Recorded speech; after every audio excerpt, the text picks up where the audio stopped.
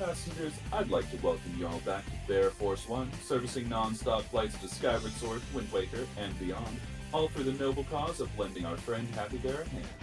My name is the King's Pride, but you can just call me Pride, and I'll be your flight attendant for the first leg of our journey through Skyloft and associated regions. Please expect a bumpy ride through the sky, a few layovers on the surface, and a couple of trips back in time. I'm being told by our captain that we're prepared for takeoff, so please board your locked wings, stow all carry-on luggage in your adventure pouch, and get ready for an incredible run of The Legend of Zelda Skyward Sword Any Percent by your pilot, Pippi in a top hat. Take it away, Pippi. Hello, everyone. Welcome aboard. Welcome to Skyward Sword SD Any Percent. We will be going skyward today. I hope y'all are having a great morning so far. So I do need to know what the name of our flight is before we take off. Because I'm assuming it's not Hi Smiley Face. And that was a donation incentive. So let me know, Pride. What did we donate for? Yes, indeed. The people have spoken, and our name is going to be Mortgage. Yeah! We're mortgaging the loft wing. What's the capitalization on that? It is capital M, Mortgage. Capital M. All right, just give me a moment. Lowercase. While I'm typing this in, also, I do have a co-pilot for today's flight. Would you like to introduce yourself? Yes, hello. My name is Floha. I will be co-piloting Pippi's run, so to say. And yeah, I haven't run this game in like 3 years or so. So I am perfectly capable of commentating anything that I am supposed to. Perfect. Before we get started, I will note a couple of things. First of all, this is in Japanese. Japanese is the fastest language by a pretty significant margin. Like a minute or two, it's pretty egregious. For some reason, the text just scrolls faster in addition to there being less. It makes no sense. I don't get it. But also, we will be starting on a New Game Plus file. I actually have multiple New Game Plus files for this. And that's going to be for a couple reasons. Partially because we can skip cutscenes, and that's obviously fast. Also, because we have an upgraded Skyward Strike attack. We take more damage, and we get to play fun mini-games, which are cool and entertaining. I'm easily amused. And that is actually important parts of the run. Don't worry about it. This run is going to start at kind of a breakneck pace and is going to get a little weird, a little fast. So I hope y'all are ready. Are we ready for takeoff? Everyone's good? We are ready. Wonderful. Perfect. All right. Mortgage is about to go on an incredible adventure in 5, 4, 3, 2, 1. Begin the run. All right. So we're gonna start off by skipping a bunch of cutscenes because we can take advantage of that New Game Plus file immediately and immediately start doing random things. Oh yes, random things are my favorite part of the run. Yeah, so I'm gonna start performing some weird random tasks around Skyloft. The first thing I'm gonna do is go over here and talk to my friend Fledge. Not because I actually care about what Fledge has to say, though he does say mortgage a lot, but because I need to set some flags in memory, which is instantly welcome to a comp sci lecture. But we also will be going outside and immediately rescuing a remlet, which is like a little cat thing. And that is also a task we do not actually care about, but we do care about what it does to memory. So a flag in memory is anything that the game wants to remember. So anything that the game wants to remember if I should leave the screen I'm on and come back. Also, this person is teaching me how to play the video game while acknowledging that I'm in New Game Plus, so I should already know how to play. And then I skipped half his dialogue. Oopsies! Don't worry. This is just how this goes. But so we're going around basically writing notes for the game to remember about certain areas. And what we're going to be able to do a little bit later is, ooh, Link, come on, is interpret those notes for the wrong area. So it wants to remember if I leave this area and come back that I have saved this cat. That my professor lost. He lost someone else's pet. But I can tell the game to look at that note from the wrong area, and it'll have some interesting effects. That sound about right? Interesting sounds accurate. Yeah. So we're gonna run up here now. Oops. And jump off a ledge. That's okay. So This is the hardest trick in the game. Don't let anyone fool you. Oh yes. Depth perception is my weakest skill. But we're gonna run up. So there's a door up there that is closed, and on the other side of that door is the goddess sword, which is supposed to be the second sword you would get casually. Now there's nothing stopping me from going into that room and picking up that sword, except for the fact that that door exists, which is really unfortunate that that door is there and I can't open it. So instead I got interested in a post, and Streamer, I you died. died. Oh no. Oh no, what are we gonna do now? Oh no, I might as well. I think we gotta reset the run.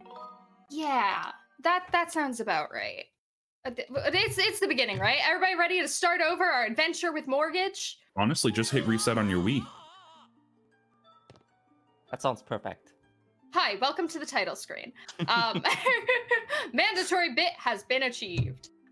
Let's go. That pun unintended. So welcome to Back in Time. So what I did there was hit continue, and then immediately afterwards hit the reset button on my Wii console, which has placed Link on the title screen. This has some fun effects. We are actually on the version of the Skyloft map that you would see spinning slowly in the background when the splash screen is up on the like main title screen. But we can have the file screen up for the entire time, and we can do things like what I just did, which was called a bit save or a back in time save, where I saved my file on the title screen. And this map has some quirks. As you noticed, the door that I was complaining about earlier doesn't exist here. This sword is mine now. Except it's not. I'm borrowing it. But I can just walk in and pick up the sword. So what I did in bit saving, though, was make it so that the next time I start file 1, oh, Link. There you go. Point sword upward. And next time I start file 1, it's gonna start my file where I bit saved it on the map that we are on the title screen, instead of where it had been saved previously, which means it's gonna start on this map that doesn't have a door there. So I can just walk back in and pick up that sword again if I want to.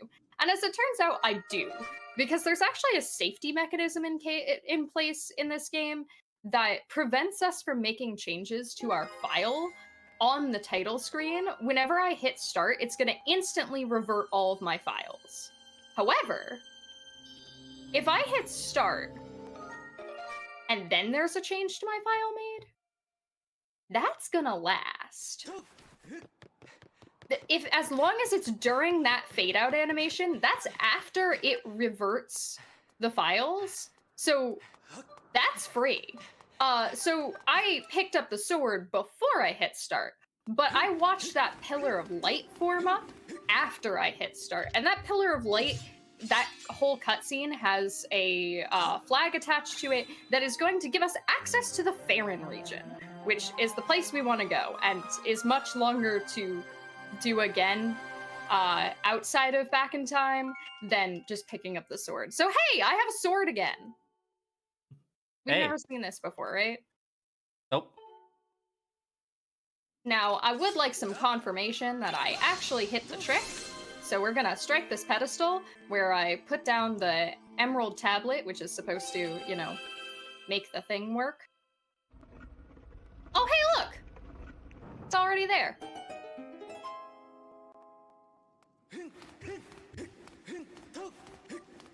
Convenient.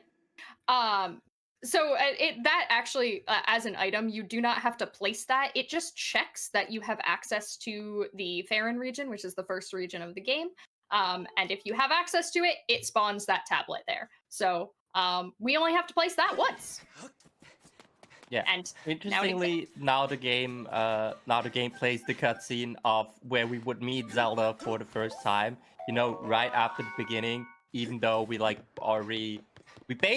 technically have progressed way further in the story by already getting the goddess sword. But hey, no, we gotta do things. We gotta get all the things in here that includes a beautiful Zelda cutscene. We will also be going around and watching a couple of cutscenes now. I hope y'all are ready to meet Groose. This is Groose. Goodbye, Groose. And now we're going to do one of my favorite mandatory parts of the run, and I'm going to need some viewer participation for this. So I am going to judge a woman's furniture. And you're welcome to judge her furniture at home. We're going to enter her house. We are speedrunners, so we're going to have to do it quite fast. Are you ready to judge her furniture? Wow. All right, how did we do? Solid 7. Likes a bit in taste. Yeah, I can see that. So that was mandatory, as I said. So leaving that woman's house places a flag in memory that tells the game to label her door.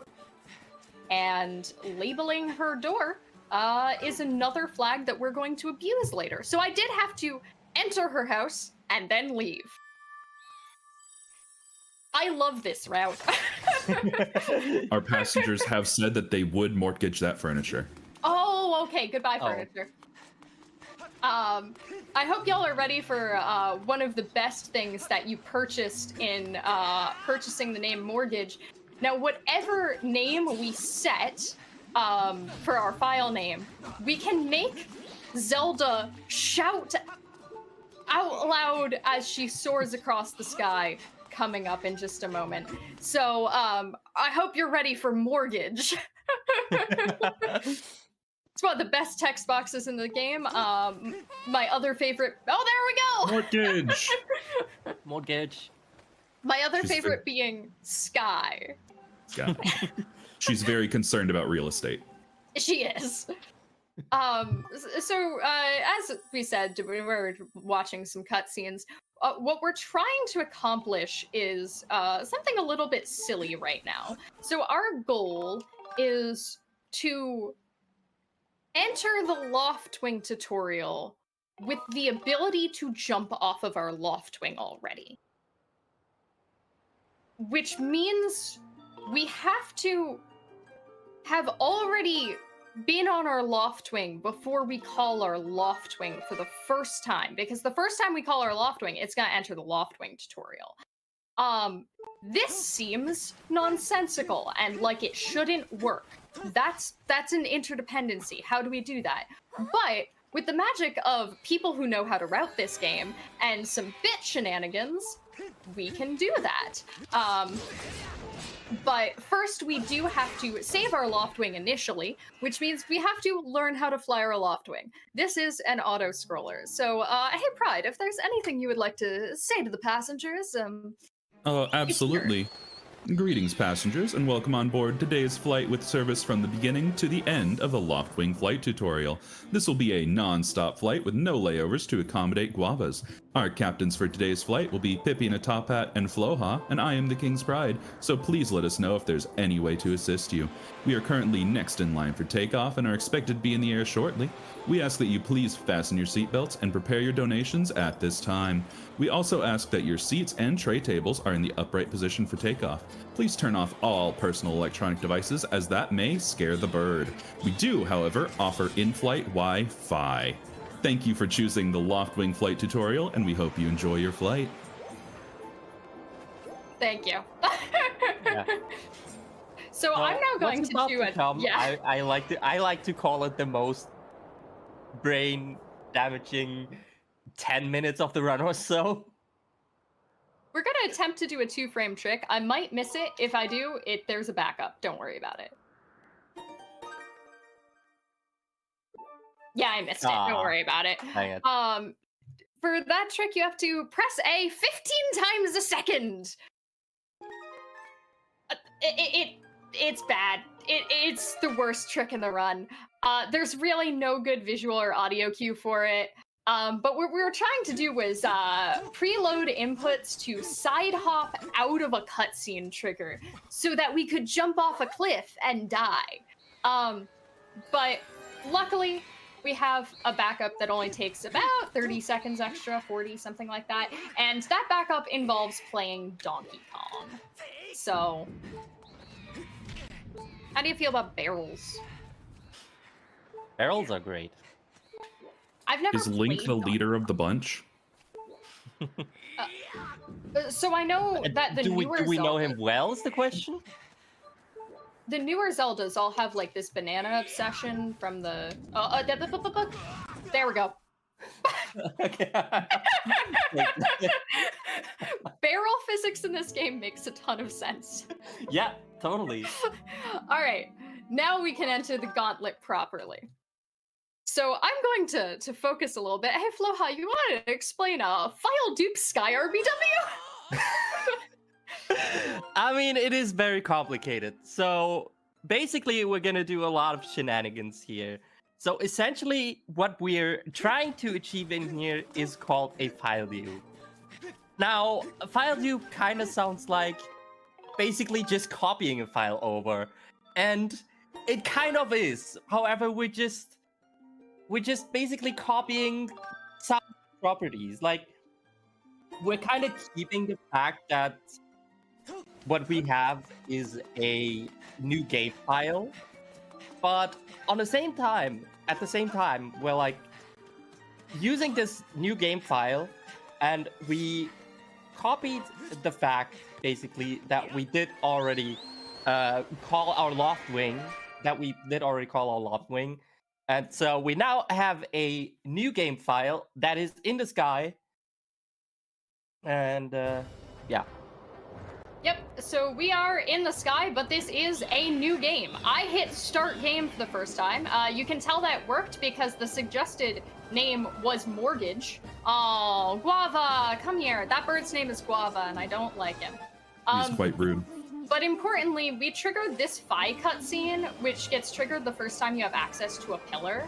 And that Phi cutscene gives me the ability to jump off of my bird. However, I do not have the Loftwing flight tutorial, which I wanted. So I'm going to... That was actually very kind. Thank you, Guava. Crash into a bird a couple of times so I can death warp back to where I saved my file previously. Now, this is file 2, but this is actually a copy of file 3 because of that file dupe. So I saved file 3 over here previously, which means... Hey, what's that? What's up, Zelda? My Loftwing! Oh my god, it's the Loftwing. Who put that? I have a slight deja vu in here. Yeah. Okay, so we're gonna save my Loftwing again? Have we done The this bank already? repossessed our Loftwing. Oh my god. Now that we've saved our Loftwing, though, we will have to endure the Loftwing flight tutorial again. Because we have to learn how to fly our Loftwing. So, Zelda is going to talk again in Japanese about how to... Actually, just kidding. Yeah, so Zelda can talk a bunch. However, we're not interested at all in what she's talking about. Oh, I had the She whole does flight. call us Mortgage, however. I had the She whole does. flight speech pulled up and everything. So, I can do this now. This is a thing I can do. I just jumped off of my bird within the tutorial, and I jumped off in a weird location because... There we go. I want to get over, like, outside of the bounding box, because there's a bounding box during the tutorial that tells you can't just fly anywhere. But that applies to your bird, not to you. I'm not a bird. I'm Mortgage, the hero of time, and I can jump wherever I want. So I jumped off of the bird, left the bounding box, splatted on that rock, don't worry about it, it's fine, and have now entered the Farron region. Now, this has been a very long and convoluted setup. One would think this would get us to the Farron region early. No! If we had done it normally, it would have been faster. But what it did do, importantly, was give us a way to enter the sky in a file that will enter the Loftwing flight tutorial immediately, which is going to be really important because that's going to keep the game from crashing for the rest of this route when we do something called Farron Bit, which we're about to do. Now, this is actually the most focused time of the run, so I'm going to copy a bunch of files seemingly randomly and hope everybody else is able to explain it. Yeah, so for whatever reason, the sky, whenever you enter the sky in Bit, the game just crashes. There is no way past that. Unless you somehow manage to enter the Loftwing tutorial back in time. Which, I don't know why. It doesn't make any sense. Maybe the game only partially loads some part of the sky because you're not supposed to enter it. I don't know, whatever. Basically, the game does not crash, which is really good. Because that allows us to enter the sky back in time, which is absolutely great because we can access even more stuff in back in time. Whereas previously we were bound to only Skyloft, we can now access the sky and Farron as well because, well, why not? We have the Farron pillar unlocked, so we can jump off of a Loftwing. So why the heck should we not go to Farron? Important to that, however, is that we got to make sure that the game that we have not previously entered Farron yet, or that the game does not remember that we previously entered Farron, because if we did enter Farron previously already, then the game would pull up a map and tell us, hey, where do you want to land? Unfortunately, if you do that, the game crashes. It's almost like this game really tends to crash. Who would have thought?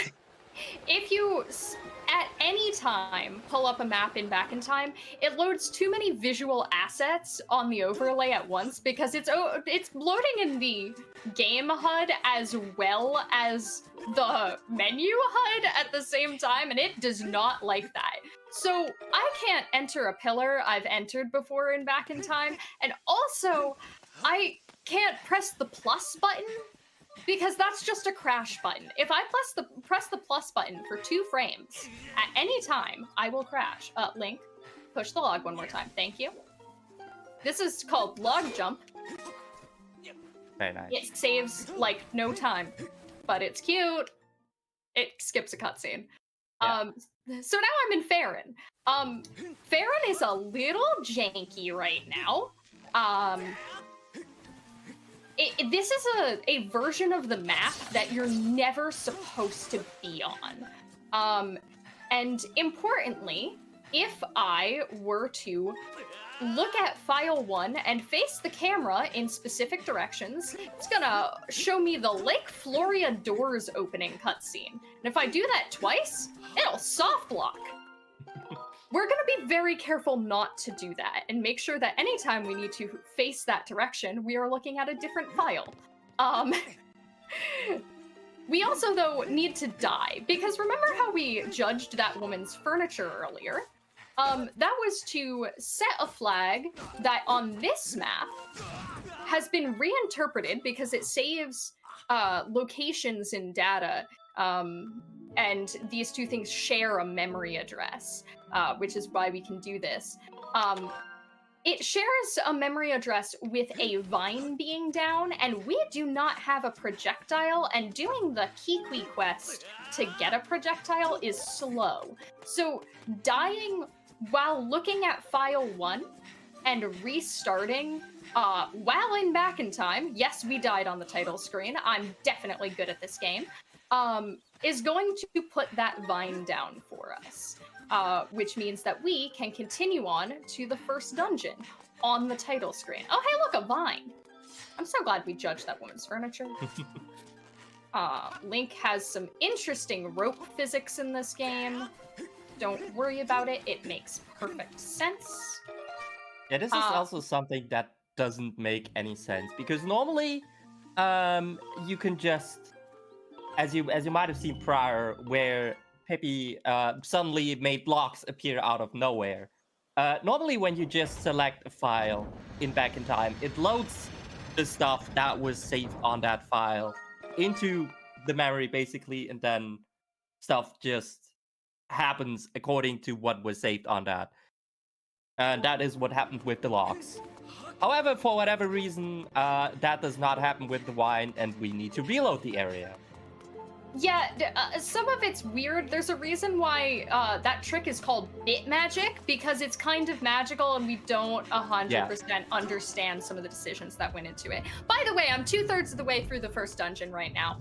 I skipped all of Farron, I skipped Deep Woods, I skipped quite a bit right now. But importantly, I also skipped loading half the dungeon, which does mean I can cut straight to the end, but also means that that I didn't load the tightrope that I need to cross. So I had to exit the room and re-enter. And then do this scary jump. We're good. And now there's a tightrope here. Exiting the room just forces it to reload all of the assets. Luckily, that Stalgia room is very quick, but it also reloads all the enemies. So say hi to Craig, say bye to Craig. This is gonna be our first safety save of the run. I am actually safety saving. I will also lie about safety saving sometimes, but this is not a lie. This one's real. Because, as you'll notice, I'm in hero mode, and in hero mode, you do take double damage. So I have 2 hearts, but essentially in most cases, that's 1 hit from death. And if I were to die right now, it would take me to Skyloft, which is bad. Now, everybody's favorite vine physics. Love to see it. Excuse me, please. So we don't have a projectile. We actually have no items and will not have any items for the entirety of this run. So I had to, instead of using the slingshot that you're supposed to use to hit that vine down, use a skyward strike and get enough range by jumping off of that platform and voiding out as I did it. Vines are really janky. This is the boss key, by the way. As I said, we just skipped over the entirety of this dungeon, pretty much. Let's watch if physics work. They worked! Oh my god, dang. Let's go. I'm just gonna re-safety save. I don't need to. Just for my own peace of mind. Anything can happen in a marathon run. By the way, this is our first of 2 boss keys. H, by the way. H. We only do 2. Our entire goal in this run is to get to Lanayru. So we need to get to Lanayru. But in order to get to Lanayru, we need to get the Amber Tablet, which we get from the first dungeon in Eldin. And in order to get to Eldin, we need the Ruby Tablet, which we get from defeating the first dungeon in Farron. So we're gonna do that. This is Girahim 1. I'm going to focus. Yeah. So, Girim 1 in itself is not a difficult boss. However, when you're on 2 hearts, meaning he can kill you with just a single hit, and if you do not pay attention, he can easily kill you. He's also kind of RNG dependent, depending on whether he gives you darts or not. You love it if he does not give you darts. If he does give you darts like this, then you hate him, and you want to get as few of them as possible. He also has a strangely familiar haircut. Yeah, we don't get along. Bad Girahim. Oh, I missed one. Darn it. Bad Girahim. Oh god. The darts. Yeah. Alright. Okay, but motion controls. I think that's 5. Yeah.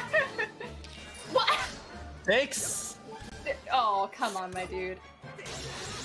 There we go. Right. So he had 3 possible options he can pick from there. He can either throw darts, which wastes time.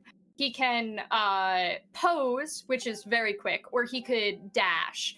And dashing I can respond to and deal him damage. If you pick slashing him from the wrong direction for any of those attacks, you die. Yay! Also, here's a heart container. Should I pick it up for safety? No, I won't. It actually would do nothing. So we're on file 3 right now. If anybody wasn't watching the files go by earlier, we're on file 3 right now. This is file 3. We're gonna be transferring our progress to file 1 before the end of the run. Now, when we transfer our progress, we actually can't transfer our heart total. So if I were to pick up that heart container, I would be wasting my time. I wouldn't get it for the important part of the run. But now that we've beaten the first boss, we can hit the first goddess crest and be rewarded with the ruby tablet, which will give us access to Eldin, as I said, and allow us to save our game and go back to Skyloft. We have to put the ruby tablet in that pedestal where we put the tablet at the beginning. But a very little known fact about this game is that it actually has a quick travel system. And I'm gonna show you how it works. So the first thing you do is you hit reset on your console. This is a quick travel system. Don't worry about it. The next thing you're going to do... Only does not abuse any glitches. Definitely not. The next thing you're going to do is load into a file that you have precariously placed at the top of a cliff and go splat. Good job, Link. You're doing great.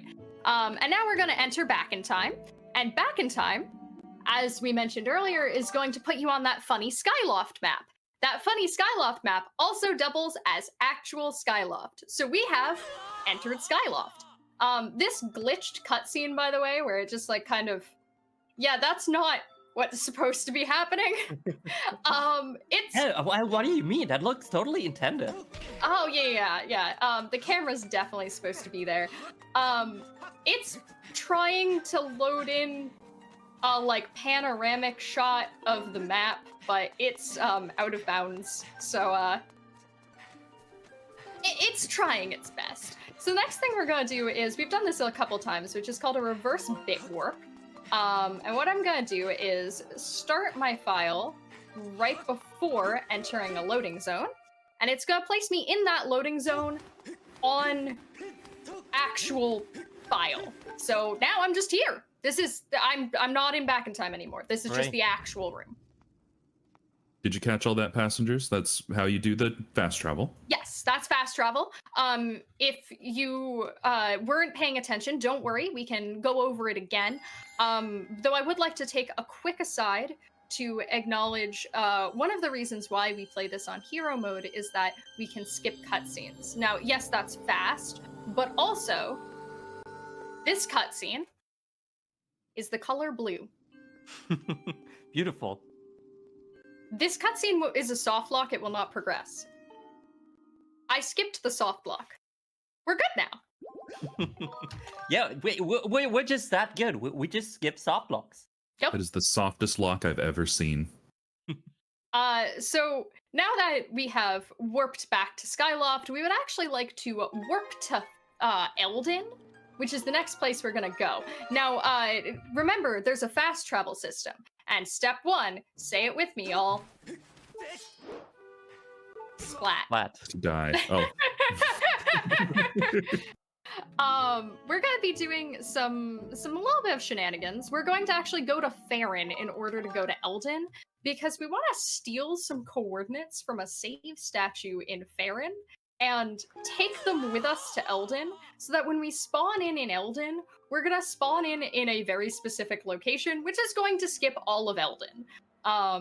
But while I'm doing some silly file shenanigans, Pride, this is a great time if you have any messages for us or any questions from the passengers, to let us know. Yes, absolutely. I would just like to take this time to remind everybody that we have a couple of bid wars that are open right now. For the Wind Waker, we have a file name incentive. You have an 8-character limit, and currently Yim Yam is in the lead with $40, but we have Hap Bear coming up behind. So if you would like to see your chosen file name of 8 characters on the Wind Waker, be sure to get those donations in and to mention it in your donation text. Thank you very much. So, as we did previously, I'm just diving into the Farron pillar.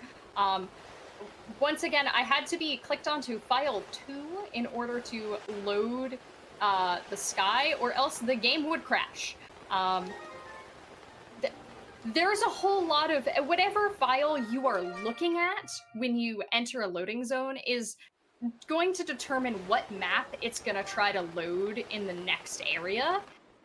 So we're very carefully deciding what file to look at every time I exit a room, so that we're entering the correct map, so that we can do the things we want to do and get the places we want to go and don't crash. But here's the coordinates we wanted. So what I'm going to do is save file 3 at this statue. Because we're going to be doing the Earth Temple, the next dungeon, in file 3. And then we're going to take to the sky with file 2. Once again, because otherwise, stay with me now, we would crash. It's a little bit of a high wire act. This game sure loves to do that. So now we want to go to the Elden Pillar. But important fact, the Elden Pillar is invisible. So, it's going to be a little bit interesting to get to, but we can speed up the process by diving into this zipper rock, which is a little bit janky. It's actually slightly out of bounds for where the game wants you to be able to bring the Loftwing, which is why we can't just, like, bring the Loftwing over. My bird got stuck. Oh, there we go. Oh, there we go. We found it. We found the hole in the clouds. Go. And I just hit start during a very specific part of that cutscene, and now, welcome to the playable test for Breath of the Wild. Yeah, we're just completely out of bounds here. Like, we took the coordinates we saved at in Farron and placed them basically on the Elden map, which is somewhere where you're totally not supposed to be. Yeah, for some reason... We're just completely out of bounds, and we're gonna play just out of bounds now. It's very out of bounds to the left and up. So the entire map is to my right. And I don't want to actually do the map, so instead I'm going to run along this out of bounds geometry, which for some reason Link can walk on and run on. There's like a texture quality that hasn't been applied to it. Oh, that's one of the scariest tricks in the run right there. Yay! It's the little things that are scary in this run. But we got it, huzzah. That is the Elden out of bounds step up. But what I'm trying to do is get very high up Elden Volcano, which I'm gonna be, this is high enough. And I can side hop over that lava and get back in bounds. And now, if you are familiar with the vanilla game at all, we are at the top of the area. We've skipped like 2 whole side areas with a bunch of stuff. And now we've saved, because whenever you enter a new area, you really want to save your game, just in case somehow you die. Or you just, I don't know, reset your game for whatever reason. Yeah, anything. Not that that would ever happen to us. Anything can happen. So what the game wants us to do is use the digging mitts, which is an item we don't have, to dig up 5 key pieces so that we can get into, get into the Earth Temple. We're not gonna We're totally do gonna pick up 5 key pieces now. Yeah, that sounds fun. We're gonna go play in a sandbox. No, instead, we're going to go into back in time and we're gonna take a nap. We're just going to use memory manipulation to move a gravestone, which shares a memory address with that door that is locked by 5 key pieces being open on the Elden map. So once again, I do have to be very careful about what files I am opening when, because otherwise this will crash. For some reason, if Link is wearing the wrong outfit on this map, it crashes. Captain, we have a concerned passenger asking that you please do not crash. That would be very bad on a flight. Okay, yes, we're trying not to crash the plane. That cutscene means that it worked. The trigger for that cutscene is so large that it includes outside for some reason. Anyway, welcome to the Earth Temple, also known by many runners as expected time loss. And because of that, I'm going to stop talking. Have fun, y'all. Yeah, so Pippi is now gonna do a trick that no joke, we call it keys yeet. So basically, what we're gonna do, we are trying to lure a keys in here, and we want to use it to cut that rope over there with a Skyward Strike, if the keys would behave, that is. That was And a that very actually worked. kind Amazing. keys. That was incredible, in fact. He is pure RNG where he chooses to fly, and if he picks an angle that doesn't work, I just have to wait for him to choose differently. Yeah, we're supposed to have the beetle by this point in the game, which is a projectile. I'm gonna wait for you to attack. See, that's not the attack I wanted. That's the attack I wanted. My sir, my good sir. Yes, yes, I see that. While our captain is struggling with lizard issues, I would just like to point out to chat that key seat looks very easy. That trick is incredibly difficult. Pippi made that look effortless. It can take a very long time. It was incredible. At one point, it was thought to be TAS only. Well, essentially what we're doing is we can't angle a Skyward Strike upward, usually. But if we're targeting an enemy that's above us, we can. So we're trying to line up that keys. His name is Archibald C. Yeatington. Between me and the rope that I was trying to cut, so that my Skyward Strike would go through Archibald and then through the rope. So that I can skip having the beetle, because there's an interesting quirk with how items work in this game, that when you pick up the first intended item, which is the slingshot, it also gives you access to the B-wheel, which is what allows you to select what item you would like to use. If we were to pick up a B-wheel item without access to the B-wheel, we would soft lock. Which is why this route is completely itemless. It would be sure nice if we had bombs. What I'm doing now, though, is essentially exactly what I did before. We're taking another nap, because we're now on a different map. So that flag that opened the door earlier, coincidentally on this map, does other stuff that's very important. It's gonna raise a bridge. You'll see it in just a moment. There's a whole cutscene to show you that I raised the bridge successfully. We can do it with the same exact thing we did before. So now that we've loaded in, we'll load right next to this bridge, which is not raised. Oh no. Oh no. What are we gonna do? Whatever. Oh, and I died. Knew I should have safety saved first. What happens if I continue? Oh, hey, look, a bridge. Beautiful. So, How convenient. Yep, it needed to reload the area, so it shows you the bridge as if you had raised it properly, and then you just need to reload the area, which the fastest way to do that is dying. And then it puts the bridge in the place it should be. Now I'm gonna have to do the rest of Earth Temple without bombs, which is the item you're supposed to get at the beginning of Earth Temple. We skipped that whole area, don't worry about it. And you're supposed to use bombs to like clear out an alcove over here, but Skyward Sword has this really interesting property where instead of solving puzzles intended, we can try screaming. Screaming is always good. Have you ever tried using your leg muscles? That worked. That's something called stutter sprinting. And as a unfortunate byproduct, it is a little bit slow, but it allows us to have more stamina than we're supposed to. So we just ignored the entire alcove we were supposed to stop at, and now we can pick up this chest that is definitely not booby-trapped and is totally safe. And then we can go to the boss room. Oh no. It seems I'm in an Indiana Jones movie. Oh no. Da da da da da da.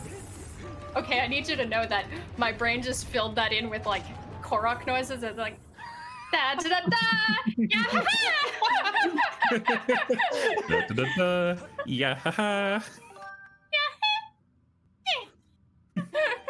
All right, now we are doing another legitimate safety save, because this boss can be rude, because you're supposed to have bombs during it. Bombs are an item. Oh, hold on, let me fix my motion controls. I am holding the Wiimote forward right now. Great. Thank you. You'd love to see it. Oh, there we go. D, by the way. This is the D-shaped key. Passengers, please deploy your Ds in chat. But now we're gonna fight Skaldera, and what you're supposed to do is use bombs to break his armor and then feed to him like Dodongo style to deal him damage. We don't have bombs of our own, but luckily the stage provides some extras at the top that we can use instead. Now, they're supposed to only be there so that you can refill your bomb bag mid-fight in a casual playthrough. But if we want to use them the entire time, we have to be a little bit over the top about abusing some timers and damage cycles to make sure that Skaldera is constantly in a state where we can damage him. Otherwise, oh, I ran out of stamina. Otherwise, we will softlock. There are many ways to softlock this fight. Some of them are very amusing. But first, Girahim has the longest dialogue in the game. He likes to talk. How are y'all doing, passengers? Our passengers seem to be slightly disturbed at what I said earlier. I would like you all to know that I am not sorry. All right. Once again, I'm gonna focus just a little bit because Skaldera's a mean meatball, and sometimes this fight requires a little improv. So ideally, we're gonna have 3 cycles in here with Skaldera.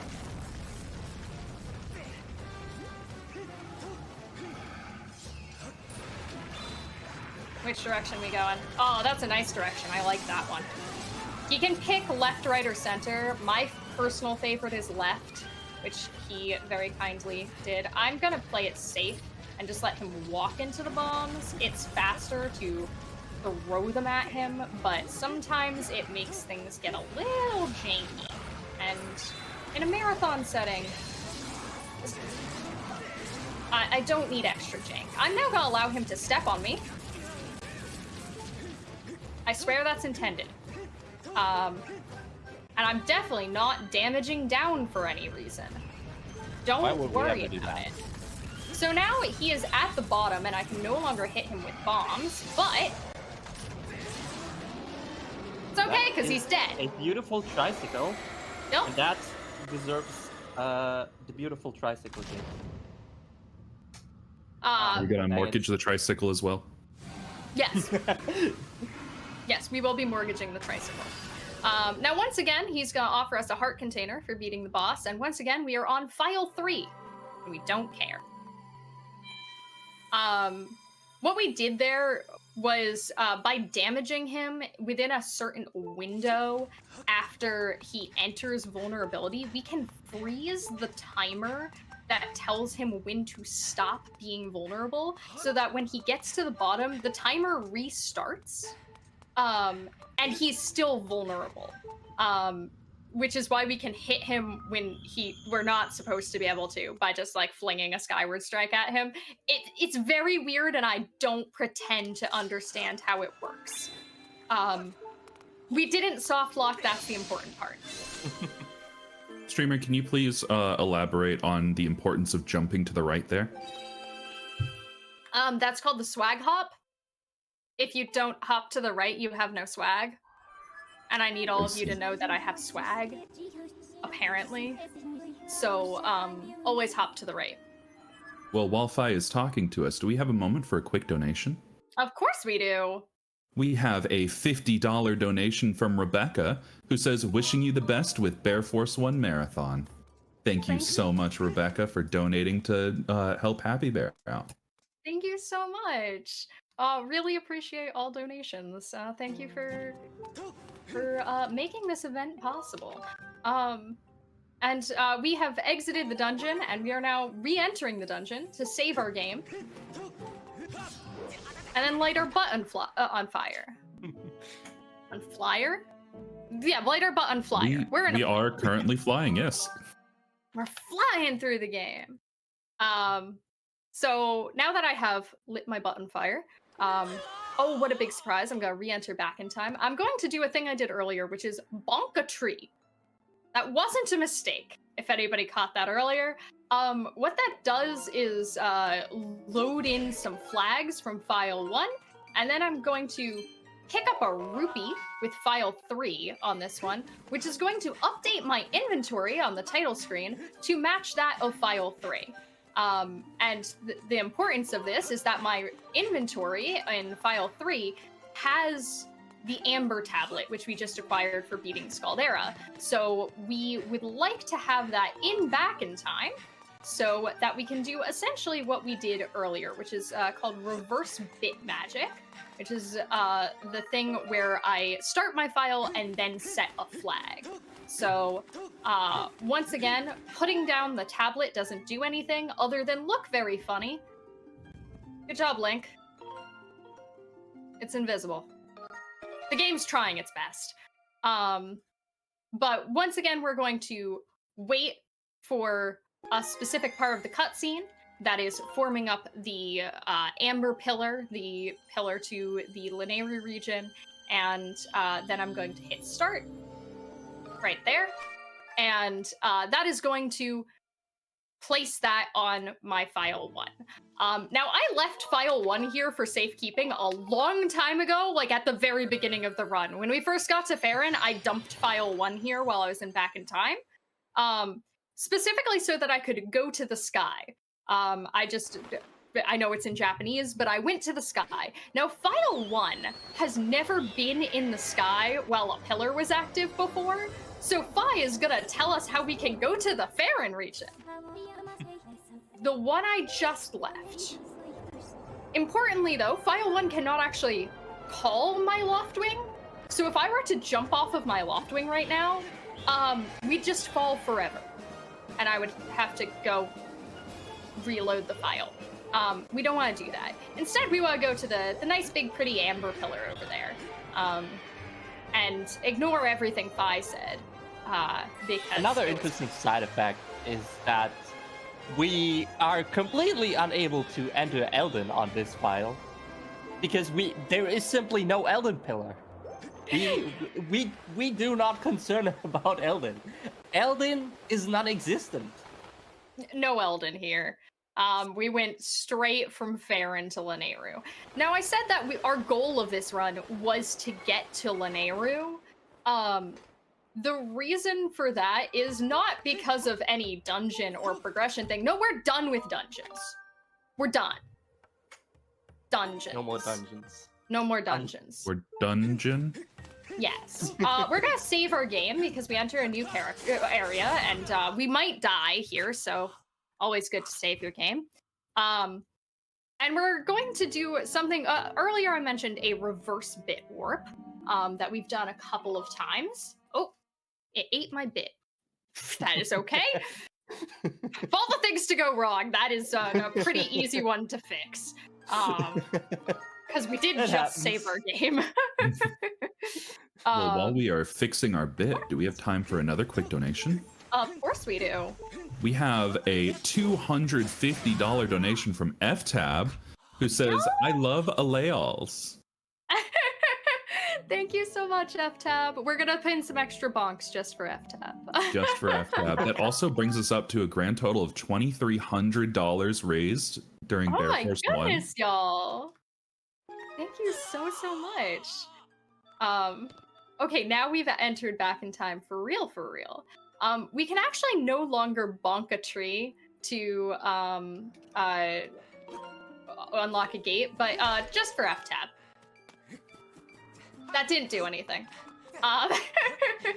So we have to go back to what we were doing the first time we were in bit, which is voiding out over this wall, which for some reason spawns us on the other side of the wall. Now, we did a reverse bit warp earlier. Now we're going to do a regular bit warp, not the reverse kind, which is very easy to do, actually. We're going to go up to the save statue and hit start and save at the same time. And it's going to apply me to the map that I was on, which is this one, but with the coordinates of that save statue that I saved in front of on Skyloft, which puts me way out of bounds. We're not in back in time, so I can show you on the map. We're not on the map. Welcome to Out of Bounds, the game.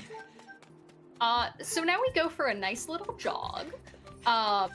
Which is a nice moment to mention. All of this run, I've been doing some stamina management with this little lime that you see here.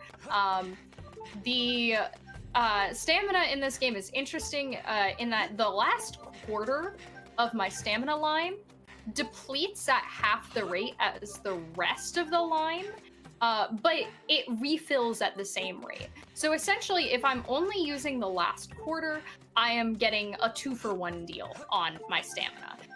So that's what I'm trying to do anytime I'm running long distances. This used to be a huge part of the run. It's barely relevant anymore. But now we have gotten into an area we are definitely not supposed to be in. This is Lineru Caves, and we're going to immediately leave because the rocks here don't exist. And we're going to go to another late game area, Lineru Gorge. And we're gonna spend some time here. We're gonna save our game because, you know, we entered a new area. It's good to save your game. And then we're going to go meet my personal best friend. Link, please. Excuse me. Link. My best friend and I are having a spat. There we go. Thank you. That's a cactus. I know what a cactus is. We're going to be spending a lot of quality time with the cactus.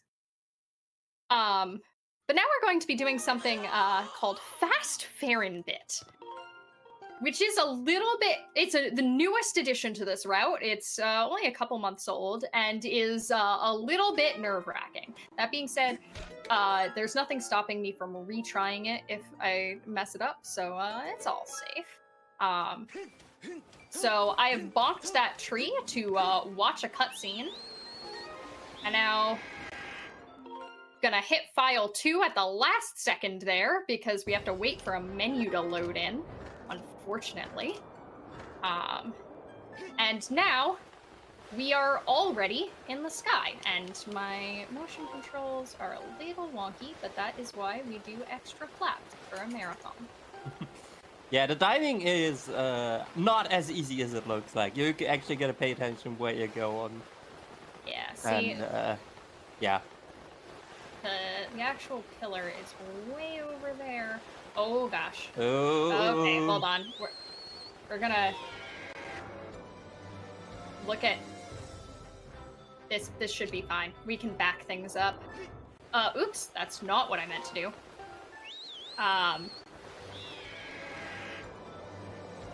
Don't worry.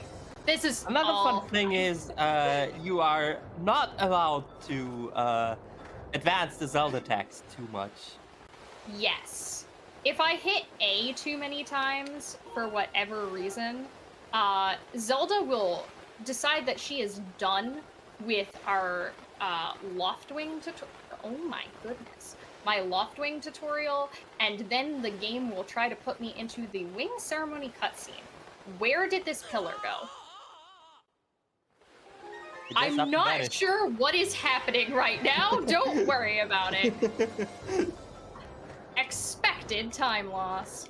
But if we hit A too many times, it will crash the console. But luckily, because we are on the file screen, if that were to happen, I can actually just start a file before it crashes and then try again. Okay, now we have way too much height, but that is okay. I would much rather that situation. We also do the majority of our diving on the splash screen where possible, which is kind of a double-edged sword, because if I sit on this screen for too long, it'll start playing... Oh no. Oh. Uh-oh. Oh. I did. That is amazing. I did not want to summon it. I'm very sorry for that.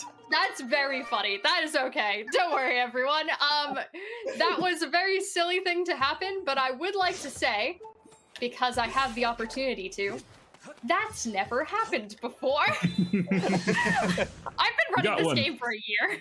We did it. We got one. All right, let's try this again. This is why we set generous estimates. Again, if anything can go wrong in this run, I would much rather it be that than any of the stuff at the beginning. But once again, we're just gonna do fast Farron bit, which didn't turn out being that fast. That was very funny timing.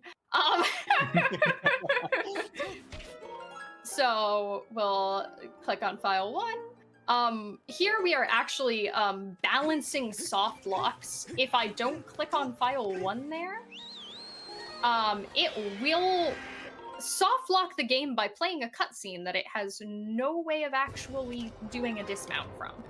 All right, that seems a lot better. Let's fly and dive. Oh, look at that. That's clean. That's what we like to see. Sometimes the motion controls just get like weirdly desynced. I've had PBs where like I'm skydiving, but I'm holding my entire Wiimote backwards. Sounds very fun. But, it sounds like Skyward Sword, if I'm being honest. Yeah. All right, there we go. Much better. Yeah. Basically, we're now in a sequence of the game where we're just gonna do 4 back in times, back to back. Yes. I guess you could say they're back to back in times. Yes, they are. So, what we are trying to do is enter into the boss rush minigame. Now, in order to do that, we have to change a couple of things about our file. So the first thing, ultimately, what we need to do is save the Thunder Dragon. In order to save the Thunder Dragon, we need to move a minecart. In order to move the minecart, we need to spawn a minecart, and we also need to get a rock out of its way. This rock right here is not the rock. Excuse me. I would like to blow up this rock, though. Cactus, you're really not cooperating with me today. But I did blow up that rock. That was something called a commit. So when I blew up that rock, I can quick show you. That explosion was the rock we wanted to blow up, blowing up. I blew it up with my mind. This cactus sure is acting up for something within mortgaging range. We just took the explosion, my best friend, and placed it somewhere else. Yes. So that was our first back in time. We're now going to immediately do another one because we're going to do all those things I said in reverse order. So next up, that we cleared the way for the minecart, we need to spawn the minecart where we want it to be. We can't actually spawn it at the end of the tracks, which is where we ultimately want it to be, because that will not do anything. But we can spawn it right before the end of the tracks, and then push it over the end of the tracks. So the way we're going to do that is by saving a Kiwi. This is the only time in this route that we get to interact with Kiwis. Let's go. I hope everybody likes Kiwis. Oh, as you can see from my profile picture, I'm an absolute Kiwi hater. I see.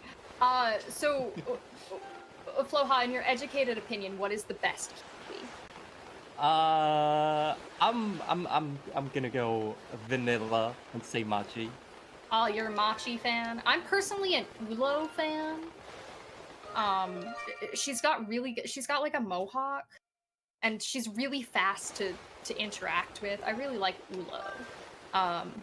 That all of the Kiwis. We got a Yerbil lover on, Mike. I love Plant Yoda. All of the Kiwis are named after teas, so Oolong is also the best tea. Don't at me.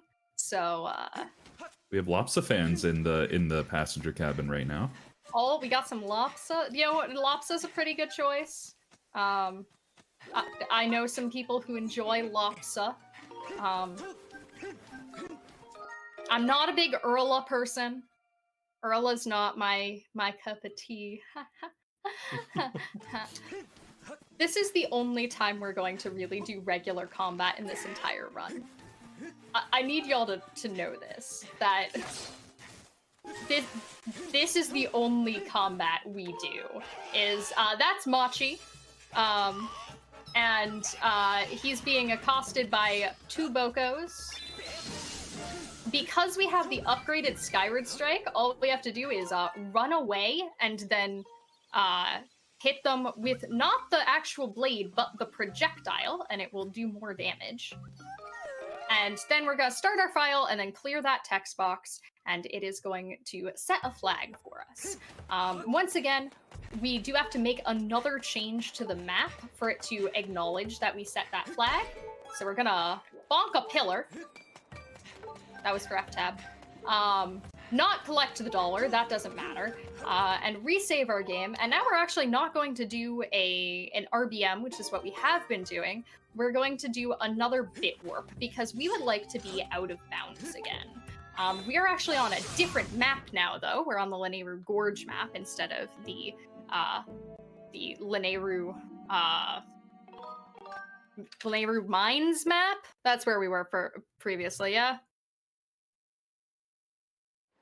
There's a lot of Lanayru. Lanayru is very big. But once again, that just means we're going to go over to the save statue at the top of the academy and save and start our game at the same time. It is very coincidental and really convenient that this save statue's coordinates are just really useful. And it's really easy to get to. I'm really glad we don't have to go steal coordinates from Farron more often. Yeah. It's just, I don't know, this statue is just so conveniently placed. It has everything. It's all you ever need. It If really you need one bird statue in your entire life, it's this bird statue. So what we're doing now is called Jank Jump, because we would like to get up onto that little wall that's in front of me. But it is too high to jump, but it's going to slope downwards over here. We're out of bounds this entire time. But unfortunately, the exact moment that it becomes within jumping range, it becomes not scalable collision. So we're gonna do a funky setup. Yeah, for some reason the devs thought, nope, enough collision, we're gonna end it right here. Hopefully this is good. Oh, nope, hold on. There we go. There we go, nice. I was able to fix it. No idea why that works. Passengers, if you would like the runner to make Kiwi noises, I'm sure that if you donate, we can convince her to do so. That is true. There is a tiny Kiwi inside of me, and sometimes it makes sounds. if you would like Kikwi noises, hey, donate telling me your favorite Kikwi. I can try to impersonate that Kikwi as long as it is not Buka or Yerbil. I think that I can cover those if it comes to it. You mean you do not want one to pew? Oh, we're gonna do the hard break slide because, oh dear. Oh. Don't worry about it. Ooh. Link. Some days break slides don't want to work. Might have still worked. If it did? I know the No, it didn't. No. Okay. No, Hold on, I just know that it's very. It is very permissive, but we do have to. There we go. That'll work. So that's called a break slide. It is somehow giving you negative momentum forward. There we go. Don't ask me how. That's a trick that works in a lot of 3D Zelda games. That is the only part of this run in which we use it, is doing that. And normally it's a little bit easier than it was there, but I accidentally jumped onto that upper area, which means I had to go further. It's an interesting time. But this is the minecart that we spawned, and voiding out near that door spawned the minecart for us. Again, this game is coded so well, I don't understand why that works. But we have to guide this minecart along, and then we're going to go sit on a chair.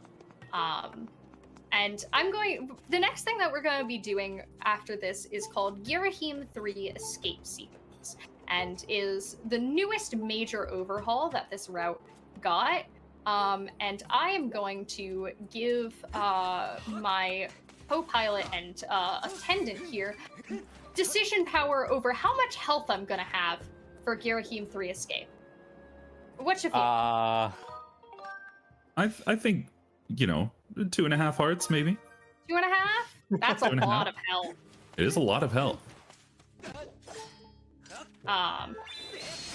So I did save at 2.5 hearts, but of note, we are going to take 2 hearts of damage. So whatever health I have now is going to be 2 hearts more than what I'm going to fight the final gauntlet with. So any extra health is good safety. Now that we did that, we're going to go do Fast Farron bit again.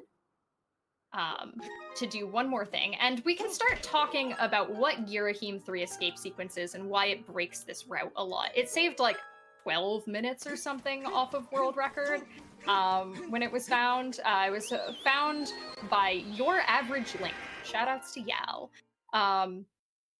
But essentially, we are going to enter the Girahim 3 fight within the boss rush minigame.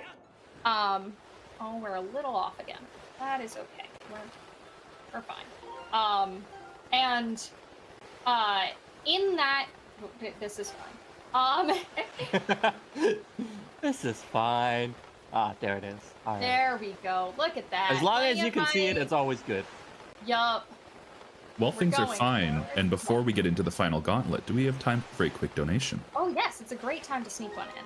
We have $50 from Crane WWR, who says $50 towards Swim Swam as the Wind Waker file name.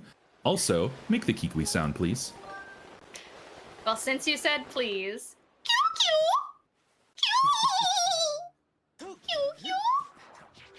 There you go. Thank you so much. Really appreciate it. Also, Swim Swam is an excellent name. I fully support it.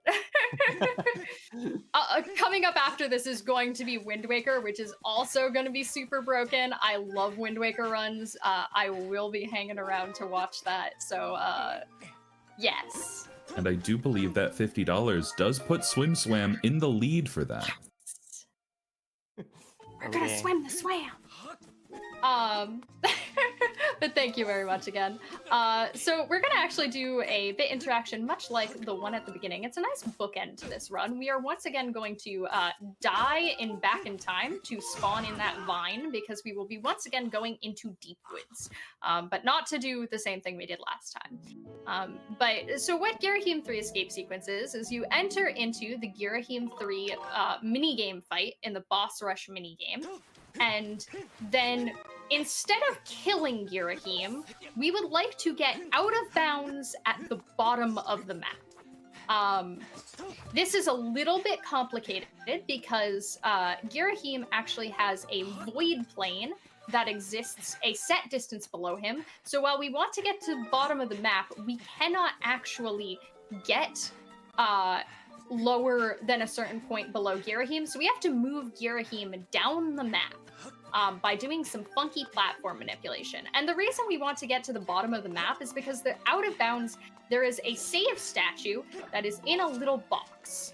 And we would like to be in that box so we can save and quit our game. When we load back into our game, we will not be in the boss rush minigame. We will be in the actual boss rush, or the actual boss gauntlet. It'll put us in the real fight. So we're gonna escape the simulation and get to the real thing. Now, we get confirmation that this works because Fi is gonna come out and tell us. At least I assume that's what she's saying. I don't speak Japanese. And then we're going to stab, please. Stab this minecart. And oh boy, we rescued this thunder dragon. Let's go. I did will so much. take the extra health just in case. We're gonna do a lot of safety just in case something goes wrong. And we're also got safety save. Safety saving here really doesn't do that much, but it stops one specific fail case that could bork my files. So we don't want to do that. So safety saving is just extra safe. So this is the Thunder Dragon. He's going to tell us how scary his minigame is, and about how we won't be able to use any of our late game items should we choose to play. What late game items? What items? Yeah. You mean you can't use your bow or your whip or your master sword or your potions or your What? shields? I'm well, sorry, good sir, but I have never heard of this before. He this does doesn't ring any also bell. say he's letting us use whatever shield we want. What's a shield? Ah, that's very useful. Yeah, I've never heard of that. Okay, we're gonna do Girahim 3 escape. So the first step is to roll past him and turn around because do you see that rock structure on the wall behind him? I want him to fall off in that general direction. The next step is to resync my motion controls because we're going to be asking them to be quite specific. And now we wait. We are waiting for Girahim's feet to touch the floor, and then we are going to count to 4, and for some reason, this manipulates platforms. I don't know why. The platforms in the platform logic is kinda janky. That was not great, but it's probably perfectly fine. Because as you might see, or as you might have seen, the longer you take, the platforms are not supposed to be that far down.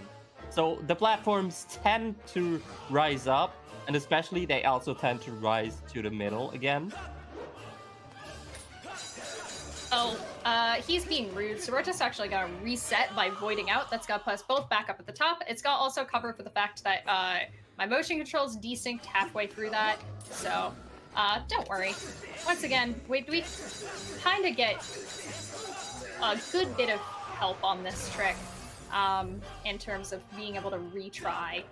Gonna try this one more time. Unfortunately, resetting means I can't just look at the timer to know when I'm supposed to drop down, so I actually have to count, which is very difficult because I'm a speedrunner. 2, 3, 4, drop, turn, and slappy, slappy, slappy, slappy. Alright, that's perfect. Better. So on that one, I want to hit him off right before the platform starts rising, because that's what the manipulations are doing, is making it so that the platform goes into the center and then rises, instead of going up first or doing both at once. Which is how we're getting the platforms to move lower and lower. So 3, 4. Much better.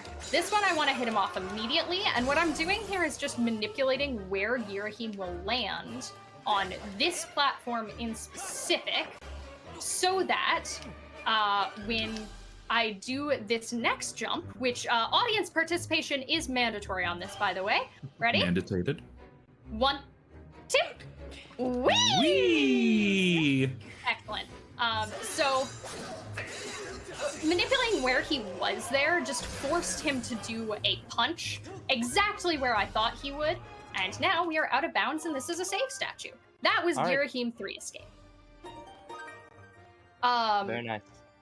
So that makes it a little bit easier for me to predict, and also that punch cannot hit me because I was still in iframes. So if I force him to punch early, it's much better. But you can tell that this is the real boss and not the minigame because there's no timer at the top anymore. But I am out of bounds, and I would like to be not out of bounds. So I'm gonna shove my butt in a corner. Excellent. Beautiful. Inbounds is boring, I would like to leave. So I'm gonna go over here. I'll look at that. Yeah, Easy. so what we need to do now is we need to like find Girahim again, so to say. We need him like we need to like actually find him, and then we can start fighting with him again. Yes, He's now like currently in the middle of nowhere. Yeah, if I we need hold to make the him Z respawn. button, oh no, it did. Link can't see him apparently. Yeah, he is at the top center of the stage right now, and we can't get him over to us. But sometimes, if you go for a nice jog, you fall in a pit in the ground, and then Girahim comes to make sure you're okay and pull you out of the pit. That's so nice of him. Yeah, excuse me, Girahim. Now I would like to hit him over to the edge. Girahim also just starts to levitate in here, kind of. Yeah. All right. We bonked him back in bounds. Now, if I dealt damage to him out of bounds, say it with me now, the game would crash. So I've hit him back in bounds and flung myself back in bounds. Excuse me there? What was that? Classic Girahim. Yeah, and now you can actually see like how the platform panically, in a panic, starts to rise up again towards the middle and all. It really wants to make sure that you do not go anywhere you are not supposed to be. But we do not care about that anymore. I also am doing what I call the silly funny strat on those, which is grabbing the edge before the platform grows, which makes Girahim stand up immediately and start sliding, which is both slightly faster and very funny. All right, time for the hardest trick in the run. I'm not kidding. Unfortunately. Let's see how this goes. We have backups. Oh, hold on. Please hold. Yeah. So what we want to do is we want to hit Girahim with a goddess strike, because our sword is basically nothing more than a two-pick. And yeah, it doesn't do much damage. What does, however, do damage is goddess strike. And conveniently, they also stun lock Girahim. Yeah, we're doing a Skyward stab, which is a weird thing that the game really doesn't tell you can do. Can we get a show of hands in the passenger cabin for anybody who knew that you could Skyward stab? So this fight rather is damage based rather than hit based. Excuse me. And we deal no damage. Very nice, very nice. Wasn't an ideal fight, but I'll take it. He was kind of nice to us with RNG. So that's why this fight is a slog, an absolute slog. And now the second phase, we have no way to stun lock him on. We just have to do this a bunch. Luckily though, the next fight after this is Demise. Yes, it's the end of the game. So Demise is not damage-based, it is hit-based, so the game does not care that we have the rinky-dink little toothpick from the beginning of the game that we just kept. I have to do stamina saver. There we go. and is going to take the same amount of time regardless. So it's a nice little reward for having done maybe this. just like as an information, if you do this with the sword that you are supposed to have at this point, your aim only takes 2 hits in this phase. Yeah. Yeah. Opposed to the 8 we are doing. Yeah, it takes like 28 damage or something like that. 26. I don't remember. There's math involved. But okay. Here goes nothing. This is the final fight, and it's pretty fast. So I hope you're ready. The mice versus 2 picks.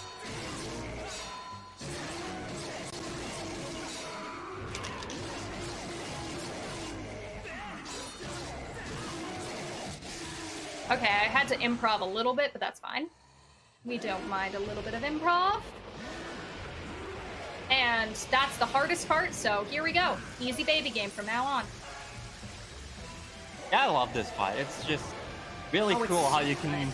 beat this big, bad, evil guy in like basically under a minute. And time. Time. GG. That has been Skyward Sword, more or less, all the way through. Very, very well done. Had a couple of hiccups along the way, but that's to be expected for a marathon run. Thank you everyone so much for joining us in Killing Demise. He's gonna disintegrate now, and the game is going to give us the true Master Sword for the cutscene for some reason, even though we haven't seen that for the entire run. But thank you everyone so much for having us on Bear Force 1. Thank you so much for showcasing this run. It's my favorite category of my favorite speed game. It's so good. So good. So much nonsense. Pride, Floha, advertise yourselves. Sure. Hi, my name is The King's Pride. I stream on Twitch sometimes at twitch.tv/The King's Pride. Yeah, I guess I'm Floa. You can find me on twitch.tv/Floa258. I used to be a Zelda speedrunner, but kind of have branched out and probably now known more as a Fire Emblem runner, I guess. And yeah, that's basically it. And Pippi, where can they find you?